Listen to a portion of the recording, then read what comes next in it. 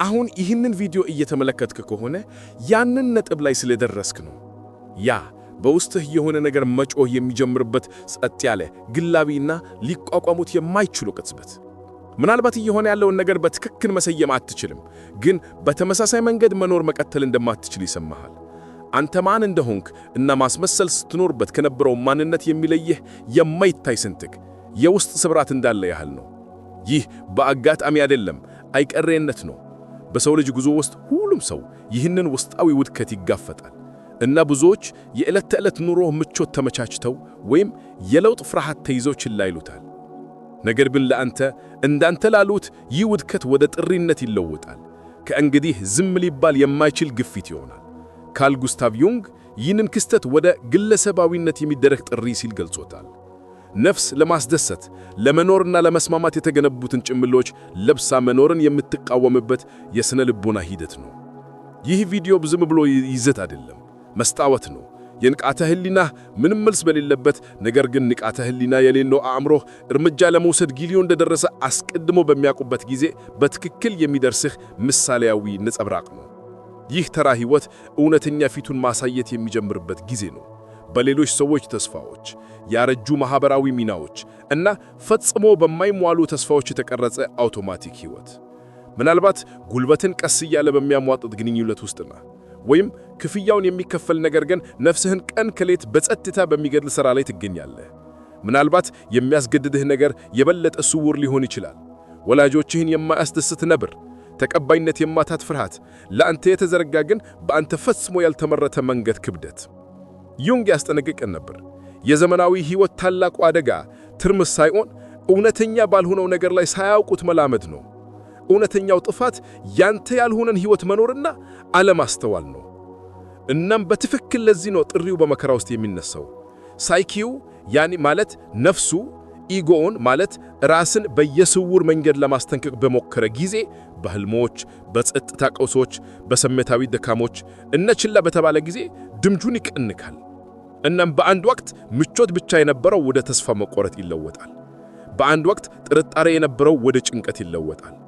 በአንድ ወቅት ድካም የነበረው ወደ ውድቀት ይለወጣል። እናም አንድ አስገራሚ ነገር ይከሰታል።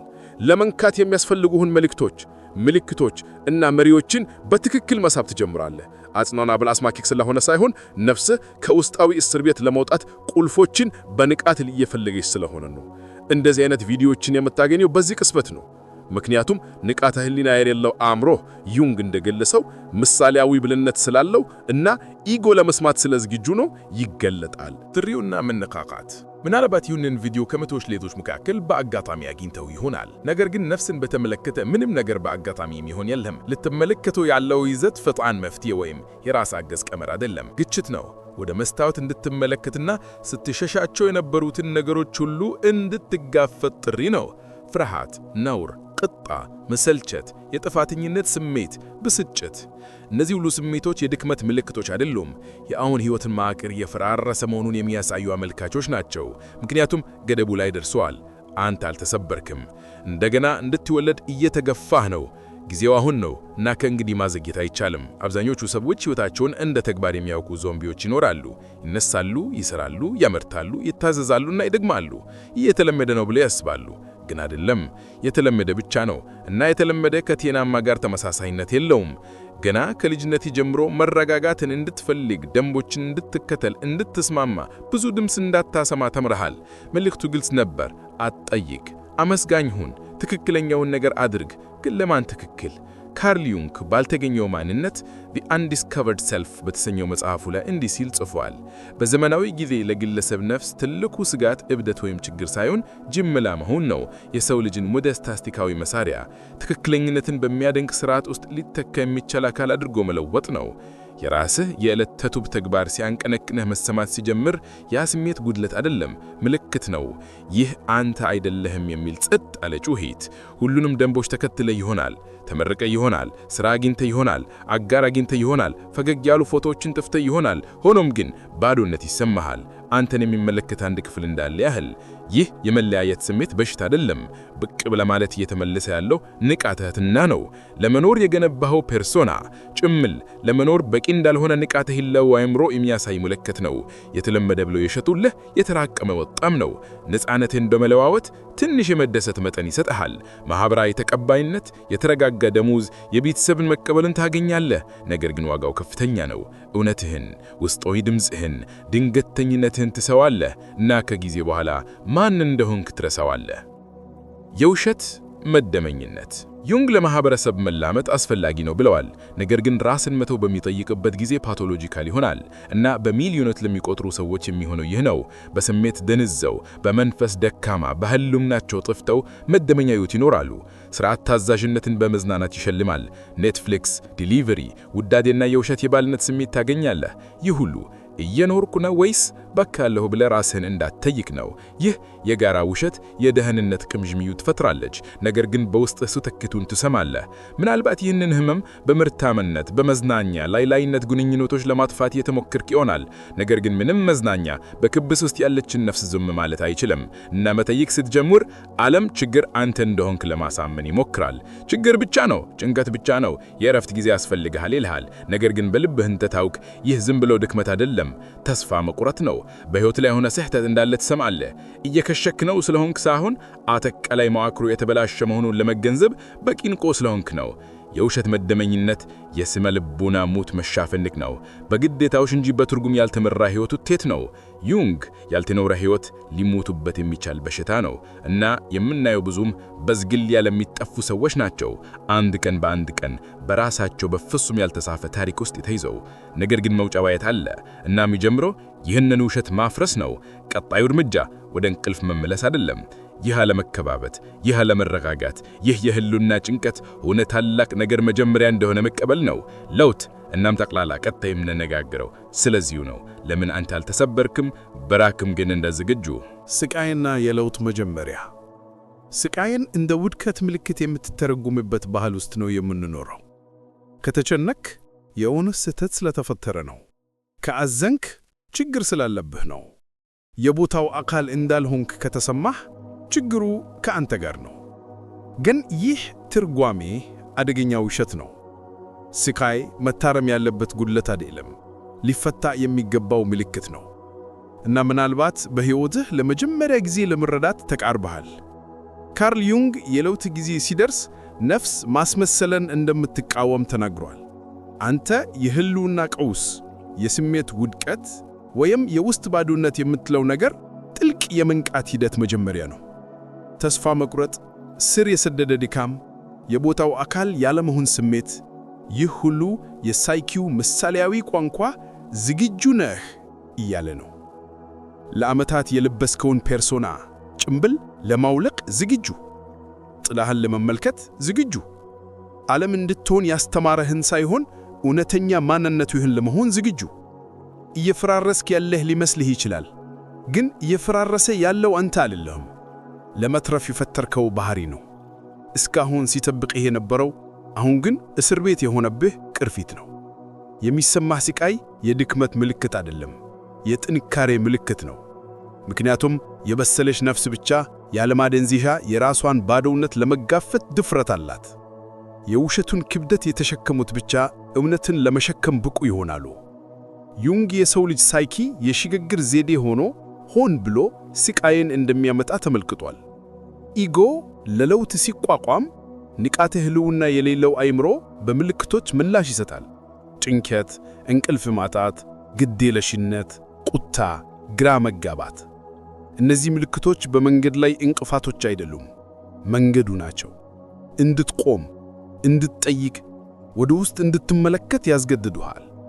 አዲስ ነገር እንዲወጣ፣ የድሮው መዋቅር እንዲፈርስ ይገፍፈዋል። ህብረተሰቡ ወደ መደበኛው መመለስ እንዳለብህ ለማሳመን ይሞክራል። ክኒን ውሰድ፣ ኮርስ ተከታተል፣ የራስ አገዝ መጽሐፍ አንብብ፣ በጥልቀት ተንፍስ እና ቀጥል። ግን አትታለል። ያ መደበኛነት ነው ያሰምምህ። መመለስ አያስፈልግህም፣ ማለፍ ያስፈልግሃል። ራስህን ማስተካከል አያስፈልግህም፣ ራስህን ነፃ ማውጣት ያስፈልግሃል። ስቃይህ ወሰን ነው፣ ምሳሌያዊ መተላለፊያ። ከተቃወምክ ወደ ስር የሰደደ ስቃይ ይለወጣል። ግን ከሰማህ ወደ ጅመሪያ ይለወጣል። ምቹ አይደለም፣ ቆንጆ አይደለም፣ ፈጣን አይደለም፣ ግን እውነት ነው እና ከሁሉም በላይ አስፈላጊ ነው። ማመሳሰል ወይንም ሲንክሮኒሲቲ እና የመንገዱ ምልክቶች። ዩንግ የግለሰብነት ሂደት የሚጀምረው ግማሽ ከመሆን ስትሰለች ነው ብሎ አረጋግጧል።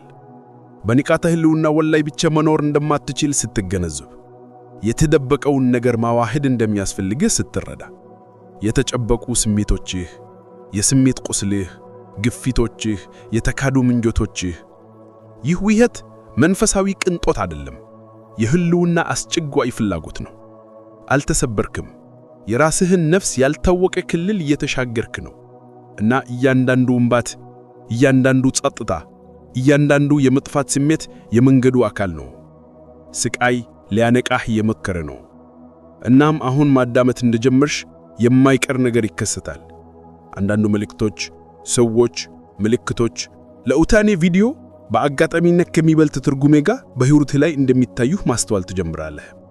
ቀጥሎ የምንነጋገረው ስለዚሁ ነው። አንድ በአጋጣሚ ለመሰለ ነገር በትክክል በሚያስፈልግህ ቅንት ብሄት ሲመጣህ እውነተኛ ምን ማለት እንደሆነ። የንቃተ ህሊና የሌለው አእምሮ ጠበብ። አንዳንድ ነገሮች በጣም በሚያስፈልጉህ ቅጽበት በትክክል እንደሚመጡህ ተሰምቶህ ያውቃል? ከየትም ሳይመጣ የሚታይ መጽሐፍ፣ በትክክለኛው ቦታ የሚመታ ውይይት፣ ልትወድቅ ስትቃረብ በምግብህ ውስጥ የሚታይ እንደዚህ ያለ ቪዲዮ በአጋጣሚ አይደለም፣ ማመሳሰል ነው። ካርል ዩንግ አመክንዮ ሊያስረዳው የማይችለውን ነገር ግን ነፍስ ወዲያውኑ እንደ እውነት የምትገነዘበውን ለመግለጽ ያቀረበው መሰረታዊ ጽንሰ ሐሳብ። ዩንግ ንቃተ ህሊና የሌለው አእምሮ የስሜት ቁስሎች ወይም የተጨቆኑ ግፊቶች ማከማቻ ብቻ እንዳልሆነ ተረድቷል። ሕያው ብልህነት ነው። የንቃተ ህሊና ሳይኪን ያለማቋረጥ ለማመጣጠን፣ ለመምራት እና ለመፈወስ የሚመክር ተለዋዋጭ ሥርዓት ነው። ወደ መፈራረስ ነጥብ ስትቃረብ፣ ነፍስህ ወደ ታላቅ እውነት መንቃት ስትጀምር፣ ንቃተ ህሊና የሌለው አእምሮ ምሳሌያዊ እንቅስቃሴውን ያጠነክራል። እናም ይህንን የሚያደርገው በአካባቢህ ያለውን ሁሉ በመጠቀም ነው። ህልሞች፣ ምስሎች፣ ስሜቶች እና ሌላው ቀርቶ ስልተ ቀመሮች። የውጭው ውለታ የውስጣዊውን ለውጥ መመልከት ይጀምራል። እናም አጽና ሰማይ በአስማጅ ስለሚተባበር አይደለም፣ ሳይኪህ ለመሻሻል የሚያስፈልገውን እየሳበ ስለሆነ ነው። ዝግጁ ስትሆን ትክክለኞቹ ምልክቶች ይወጣሉ። እናም አይጮሁም፣ በሹክሽታ ይናገራሉ፣ አያሳምኑም፣ ይነቃሉ። እናም ይህ ለርሱ እንደሆነ፣ ይህ መልእክት አጠቃላይ እንዳልሆነ፣ ግላሚ እንደሆነ፣ የተመራ እንደሆነ፣ የማይጠየቅ እንደሆነ በሚያደናግር ግልጽነት ይሰማሃል። ንቃተ ህሊና የሌለው አእምሮ በምልክቶች ይናገራል፣ ምክንያቱም ኢጎ ለውጥን እንደሚቋቋም ያውቃል። በአመክኙ ለማሰመን አይሞክርም። ይጠቁማል፣ ይመክራል፣ ወደ ያልተጠበቁ መንገዶች ይመራሃል። ያለ ምክንያት እንድታለቅስ የሚያደርግ ዘፈን፣ ሕይወትን በትክክል የሚገልጽ የሚመስል ከመጽሐፍ የተወሰደ ክፍልፋይ፣ ሌሊት ከሌሊት መመለስ የሚያስፈልገው ህልም። እነዚህ ሁሉ ከሳይኪህ ወደ አንተ የሚመጡ መገናኛ መንገዶች ናቸው። እናም ችላ ማለት መለኮታዊ ጥሪን ችላ እንደማለት ነው። ዩንግ እንዲህ ሲል ገልጿል። ንቃተ ህሊናውን የሌለውን አእምሮ ንቁ እስካልደረግሽ ድረስ ሕይወትህን ይመራል፣ እናም ዕድል ብለህ ትጠራዋለህ። በገነዛ ግን ምልክቶቹን ማዳመጥ ስትጀምር ንቃተ ህሊና የሌለው አእምሮ የተደበቀ ጠላት መሆን ያቆምና ስውር አጋር ይሆናል። በጽናት ይመራሃል፣ ጸጥ ቢልም። እናም ይህ ቪዲዮ ከነዚያ ምልክቶች አንዱ ነው። በአጋጣሚ አልታየም፣ ሳታውቀው እየጠየቅከው የነበረው ምላሽ ነው። እዚህ ከሆንክ ሆነ ነገር በውስጥህ ይህንን ይዘት እንደ አስፈላጊ ስለተገነዘበ ነው። ምናልባት ለምን ፕሌይ ጫንክ ማስረዳት አትችልም፣ ግን ነፍስህ ታውቃለች። እናም ወደሚቀጥለው እርምጃ ለመግፋትን እየሞከረ ነው። ምክንያቱም አሁን እንዳልተሰበርክ፣ ስቃይህ የዝግጁነት ምልክት እንደሆነ፣ እናም ንቃተ ህሊና የሌለው አእምሮ እየመራህ እንደሆነ ስለምታውቅ በዚያ ሆነ ነገር ማድረግ አለብህ። ግን ይህ ቀጣዩ እርምጃ ሳይል ነው። ምክንያቱም ፍርሃትን ያካትታል፣ አደጋን ያካትታል፣ ደህንነቱን ትቶ ወደ ያልተጠበቀው ውስጥ መጥልከን ያካትታል። እናም ቀጣይ የምንነጋገረው ስለዚሁ ነው። የውሸት ሕይወትን ከእውነተኛ ሕይወት የሚለየው አስፈሪው ዝላል። ዝላዩና ፍርሃትን መጋፈጥ እያንዳንዱ የእውነተኛ ለውጥ ሂደት መሻገርን ይጠየቃል እና እያንዳንዱ መሻገር ዝላይን ይጠየቃል። አካላዊ ዝላይ ሳይሆን ስነ ልቡናዊ ዝላይ። ደህና እንድትሆን ያደርግህን ተረካ ምንም እንኳን አስከፊ ቢሆንም ወደማታውቀው ወደ ራስህ ስሪት ለመራመድ መተው ያለብህ ቅጽበት። ይህ በካርል ዩንግ የተገለጸው የግለሰባዊነት ሂደት በጣም ወሳኝ ነጥብ ነው።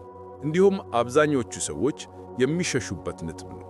ምክንያቱም ዝላዩ ያስፈራል። መሰረትን ማጣት ማለት ነው። ከእንግዲህ ዋስትናዎች፣ ካርታዎች ወይም መመሪያዎች አለመኖር ማለት ነው። እዚህ ያደረሰህን ግን አሁን የጠራ እስር ቤት የሆነውን በጥንቃቄ የተገነባውን ፔርሶና ጭምብል መተው ማለት ነው። በውጪ ትክክል ለሚመስለው ነገር ሁሉ አይ ማለት ነው። በውስጥ ለሚመተው ነገር በመጨረሻ አው ለማለት። ዩንግ ይህንን ቅጽበት የውስጥ ዘንዶን ከመጋፈት ጋር አወዳድሮታል። ይህም በለውጥ ወሰን ላይ የሚነሱትን ፍርሃቶች፣ ጥርጣሬዎችና መቋቋሞችን ሁሉ የሚወክል ቅርስ ነው። ይህ ዘንዶ እብድ እንደሆንክ ይነግርሃል። ትክክለኛው ጊዜ እንዳልሆነ፣ ዝግጁ እንዳልሆንክ፣ ሁሉንም ነገር እንደምትስት፣ ሌሎችን እንደምታሳዝን፣ እንደምትጸጽት፣ ሁሉንም ሊሆኑ የሚችሉ የውድቀት ሁኔታዎችን ያሳይሃል። ምክንያቱም ከዘለልክ እንደሚሞት ያውቃል። እናም ኢጎ ከማንኛውም ህመም በላይ ምሳሌያዊ ሞትን ይፈራል። ግን ማንም ለመናገር ድፍረት የሌለው እውነት ይሆን? በዚህ ቅጽበት የሚሰማ ፍርሃት የማፈግፈግ ማስጠንቀቂያ አይደለም፣ ወደፊት የመሄድ ምልክት ነው። ፍርሃት በትክክለኛው ቦታ ላይ እንዳለህ የሚያሳይ ምልክት ነው።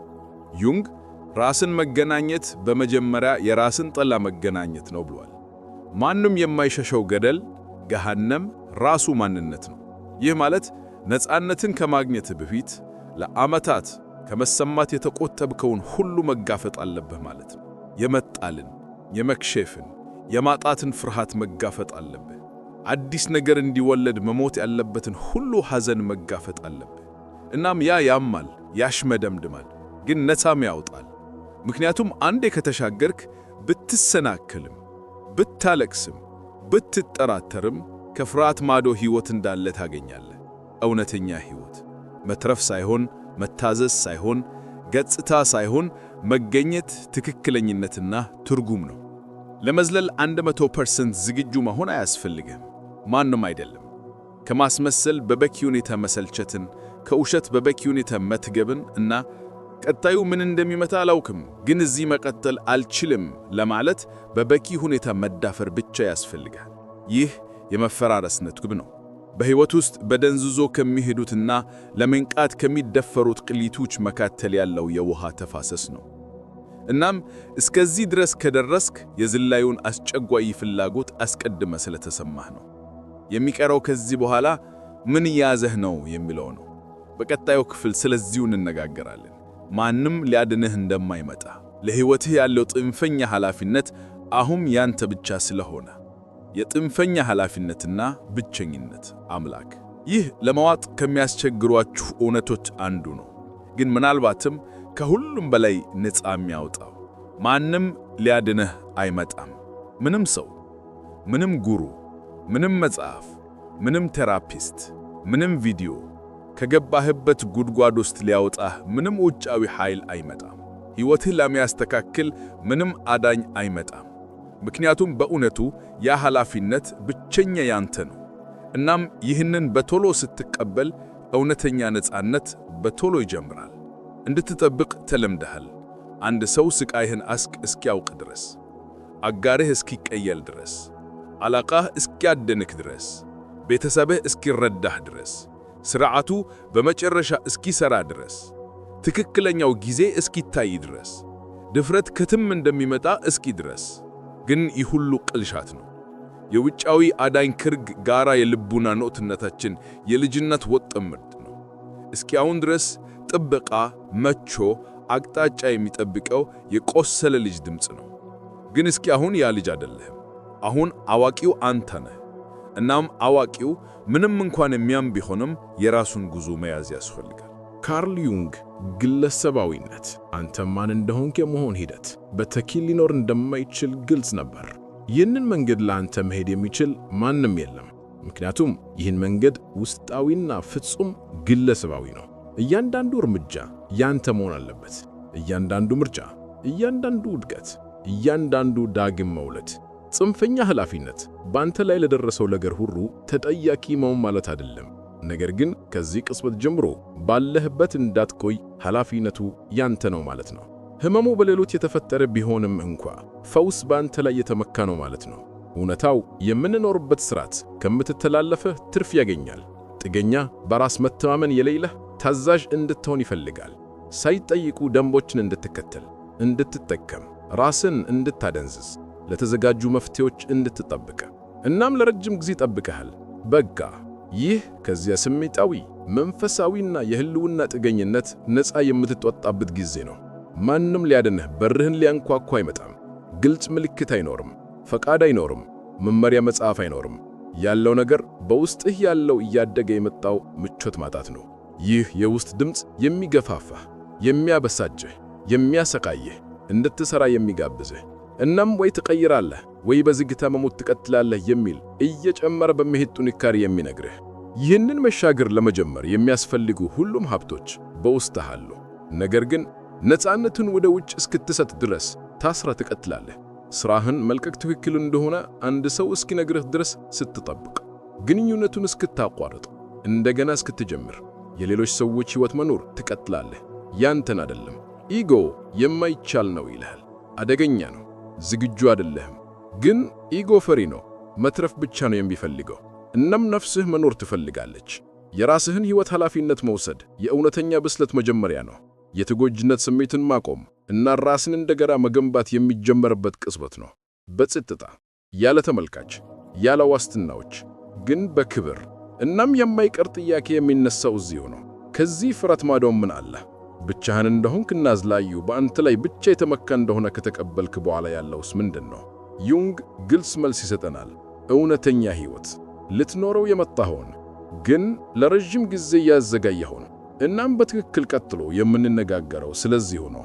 ከፍርሃት ማዶ ያለው ነገርና እውነተኛ ሕይወትህ በትክክል በጣም ለመርገጥ በምትፈራው ቦታ ለምን እንደሚጀምር።